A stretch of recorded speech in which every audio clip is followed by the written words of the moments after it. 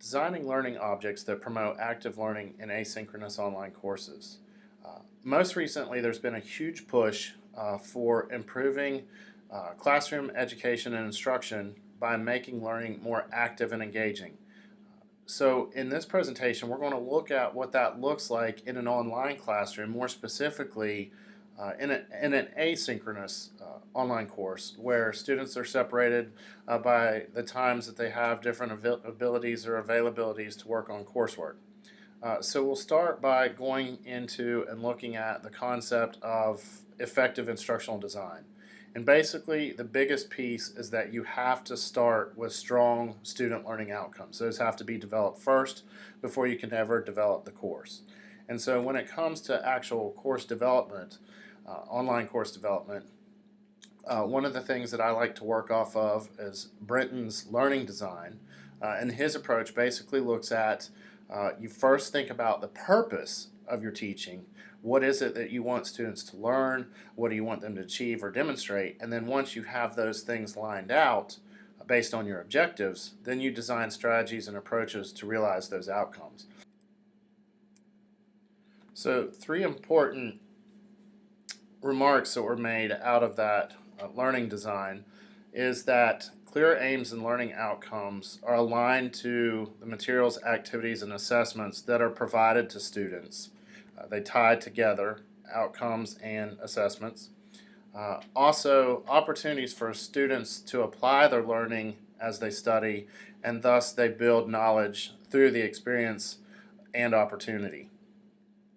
And finally, an inclusive approach to learning where there is a variety of ways for students to engage with the topic. And so I'm going to spend the next little bit here in a second talking about using discussion boards in different ways. And so I'm going to go actually through 3 different discussion board activities, but you'll notice that they're not just on 3 different topics, but the discussion board is used completely differently in each of the 3 examples I'm going to provide. So that's another key, is just switching it up so they're not doing the same monotonous thing time and time again. The instructional design model that I like to work with is called the Dick and Carey model. I know that ADDIE is very popular. However, I've found through the course design that I've worked with, I've redesigned an entire online course to be active and engaging. And the best model that I liked for that redesign was the Dick and Carey model for a couple reasons. And I'll highlight the very last step of the process, which is to revise the course based on feedback received. So I redesigned from fall 2015 to spring 2016, completely redesigned a course called ACA 122 College Transfer Success to be more active and engaging in an asynchronous online environment. And so what I did is I designed these models or these activities, learning objects throughout the course, is that I collected feedback from students in a number of ways. They kept a journal. They were asked to, in that journal, evaluate each particular module each week, whether it was good, whether it was bad, their thoughts, which were the best objects in the class, which were the worst, and more specifically, what just didn't work at all. And so throughout the process, everything tied to the objectives all the way down through formative evaluations. And after gathering that feedback from students, the first semester I did the project, I actually tried to do a synchronous group project and learned real quick that that didn't work. So based on what happened in the class and their feedback, that was removed and replaced by a different project for the next semester. So the activities that you are going to see are taken out of courses that I've designed based on the Dick and Carey model. I also base them off of social constructivist theory, which is basically social interactions are at the foundation of this theory that Vygotsky came up with. And it basically, really the important piece is that learners are integrated into a knowledge community. They work together to build learning and understanding. So all the activities I want to show you involve some form of peer learning or collaborative learning. And basically peer learning allows students to develop skills in organizing and planning and learning activities, working collaboratively with others, giving and receiving feedback, and on evaluating their own learning, which are some of the benefits of working together in peer groups. So the first activity we're going to look at is the class introduction activity that I've built. This is an idea I came up with on my own after trying several different online introduction activities. What you're looking at is a Google Slides presentation. I create ahead of time a slide for each student in the class based on the class roster. The slide already has their name populated. It has an empty space for them to add a picture, and then a series of anywhere from 10, 12 questions that they have to answer. Now, half of those generally are more like get to know you type things, um, cool places you've been, things you like, different things like that. And then the other half pertain to different pieces or aspects of the class that's being taught. In this particular case, this course is looking at your college and career goals, so some of the questions have to deal with that.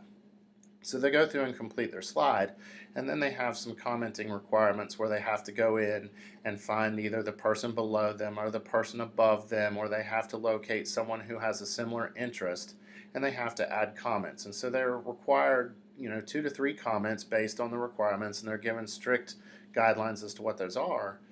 But what I've found, and I've used this now for 3 semesters, is that while this activity was only scheduled to take about a week, I've found that the conversation has continued sometimes 2, 3, even 4 weeks past the final deadline of the original assignment. And so, like one semester, last spring when I did this activity, I found out that over half the students in my class that I was teaching that semester were education majors, and so that was a connection between them, and so we interacted. And so I do actually go in and I read the comments and I comment back to the students and I interact in this introduction activity, and it's really helped us to learn a lot about each other. I even use it in my seated classes. So then we're going to look at another activity I designed, which I called tiered group discussions. It's just a name I came up with, but here basically how this works is in this class, the ACA 122 class I was just talking about, is that there were 3 essential questions at the end of one of the chapters, and they were basically in some way, shape, or form coming up with a scenario or a case, like kind of case-based learning, where students, for some reason or another, had to end up dropping a course, either because of life getting in the way, having kids, having to work, having to do all those things and not having time to do it all, for one reason or another. And so I didn't just want to give them 3 of these essential questions and essentially have them write miniature essays on each of them, but I did want them to be exposed to them. So what I decided to do is I came up with this tiered discussion activity. And so in phase 1, they were divided into groups, about 3 to 4 students in each group. So in phase 1, they were given one of the 3 essential questions, and they had to read it and respond as best they could with about a paragraph, a quality paragraph. So in phase 2, I took the same groups and moved them over to a different essential question. This time, I gave them 3 anonymized responses from the first group that answered the questions, and they then had to rate those responses given a rubric and explain why they thought that particular response should receive the score they gave it. Was it missing some things? Did it have everything they were looking for? And that had to be written in complete sentences. And then finally they were exposed to the third essential question, where they then had to look at anonymous responses just like in phase 2, but this time they had to, as a group, determine which one was the worst response, and they each had to contribute a new response or a new sentence to that response to take it from the lowest level up to the highest level. So they had to work on that as a group. So each thing along the way exposed them to the question in some way, shape, or form. In some, they were trying to provide all the information. In others, they had to know what information was being looked for to be able to determine if it was there or not there.